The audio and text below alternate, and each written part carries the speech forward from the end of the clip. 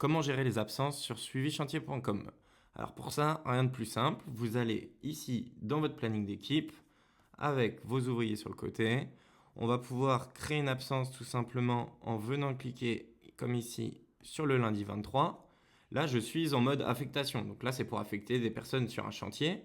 Je peux cliquer sur le titre et passer en mode absence. Donc là, il y a différents types d'absences qui sont en lien avec la convention du BTP. Donc là, pour l'exemple, on va choisir congé payé. Je choisis ma date de début, ma date de fin, ma journée entière. Je crée l'absence. L'absence vient se créer automatiquement.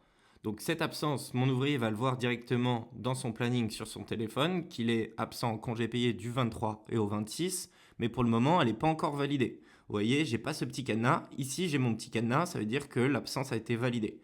Donc pour valider l'absence, il y a deux solutions.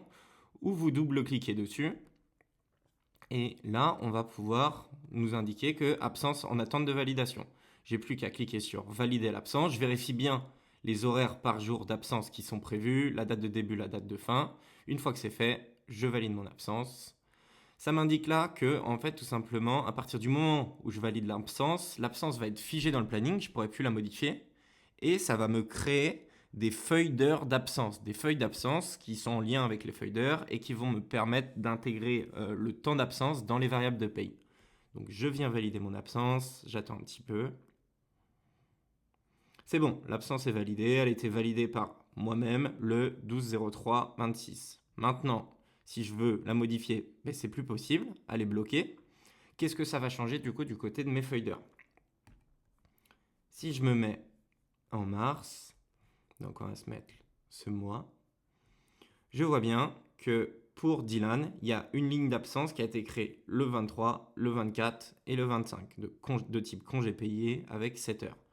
Maintenant, quand je vais dans mon récap mensuel, quand je rentre sur Dylan, je vois bien qu'il a 16 heures travaillées, 16 heures supplémentaires, etc.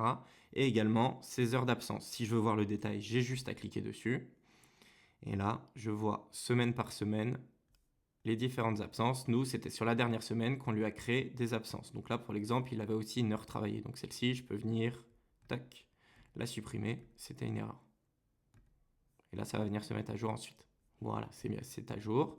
Et donc, grâce à ça, dans vos variables de paye, vous avez vos heures travaillées, vos heures d'absence, vos primes paniers, vos zones de déplacement. Et j'ai plus qu'à cliquer sur ce petit bouton pour l'exporter sur Excel et l'envoyer à mon comptable pour la paye.